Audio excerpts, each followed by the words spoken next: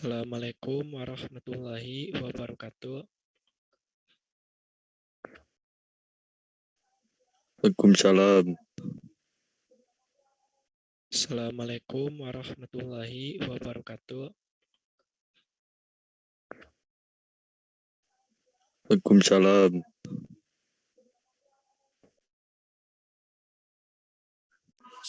Waalaikumsalam warahmatullahi wabarakatuh. Assalamualaikum warahmatullahi wabarakatuh. Perkenalkan, kami dari kelompok 4 kelas 11 Hijabe. Pada kesempatan kali ini kami akan mempresentasikan mengenai pelanggaran hukum. Oke, bisa next.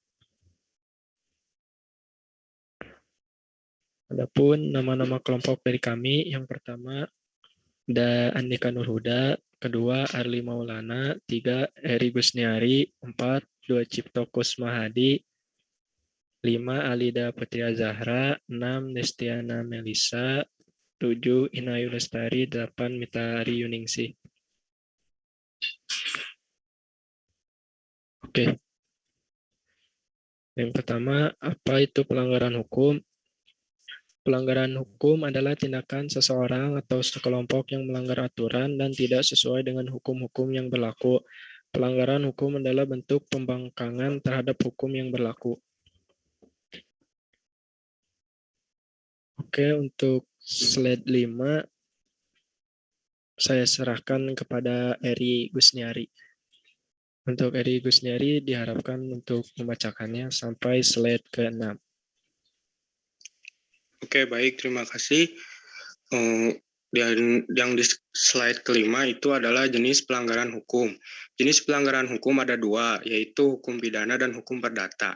Hukum pidana adalah keseluruhan dari peraturan-peraturan yang menentukan perbuatan apa yang dilanggar dan termasuk ke dalam tindakan pidana, serta menentukan hukum apa yang dapat dijatuhkan terhadap yang melakukannya.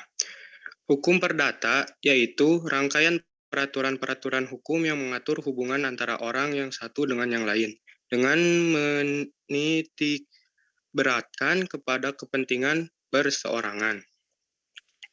Selanjut ke slide 6.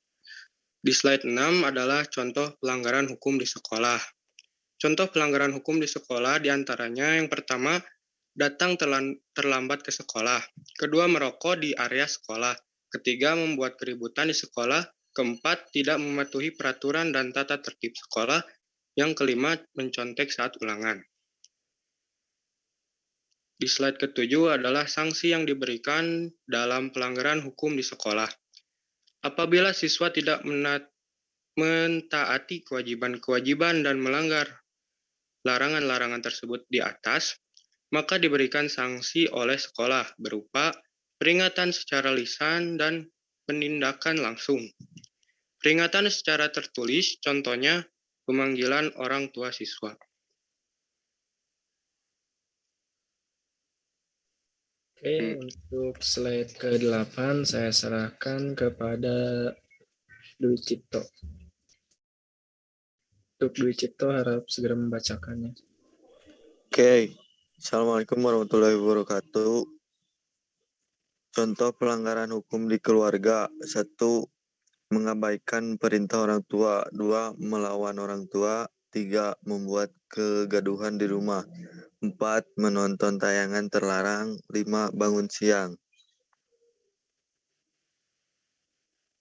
Sanksi yang diberikan dalam pelanggaran hukum di lingkungan keluarga biasanya dalam pemberian sanksi dalam lingkungan keluarga berbeda-beda sesuai kesempatan keluarga tersebut.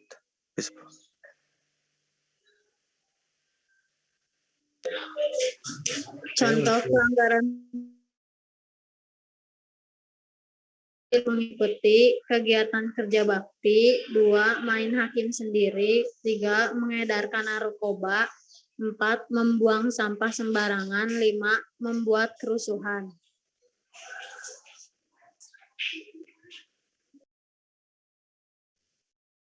Oke, untuk slide ke-11 saya serahkan kepada Destiana Melisa. Harap untuk segera membacakan. Sanksi yang diberikan dalam lingkungan masyarakat. Pemberian sanksi dalam lingkungan masyarakat biasanya berbeda-beda sesuai kesepakatan dan adat setempat. Sebagai contoh, di Aceh masih memberlakukan hukuman cambuk bagi yang berbuat kesalahan.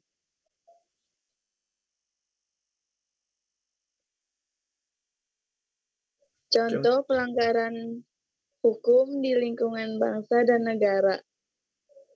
Bisa dikatakan hukum di lingkungan negara memiliki aturan yang paling tinggi dan berlaku secara sama di semua daerah di Indonesia. Salah satunya tidak memakai helm dan memiliki SIM serta STNK saat mengendarai kendaraan bermotor, melakukan tindakan korupsi, kolusi, dan nepotisme. Tidak menaati Pancasila, peraturan, dan tata tertib negara. Untuk slide ke-13 sampai 14, saya serahkan kepada Alida dan Ina. Sanksi yang diberikan dalam bangsa dan negara.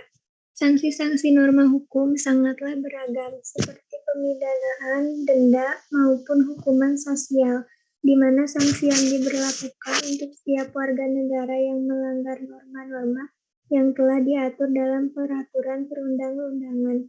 Menjalankan sanksi juga sebagai kewajiban negara untuk menjaga ketertiban kehidupan masyarakat.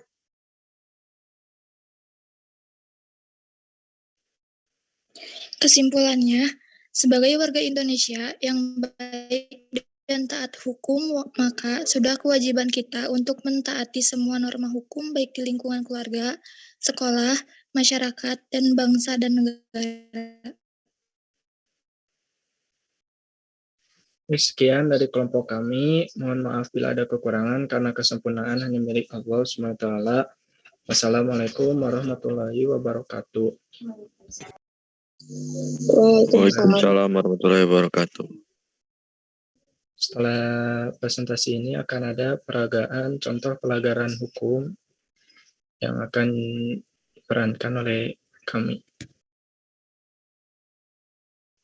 Tidakkah teman-teman membaca berita di surat kabar bahwa penyebaran narkoba kini semakin merajalela? Ya, aku ingat pernah membacanya. Dituliskan di situ, mereka mengincar anak-anak remaja seusia kita ini. Seusia kita, kau tidak salah membaca kan?